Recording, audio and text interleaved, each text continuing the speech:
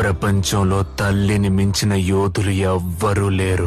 తందాని నానే తానిన్న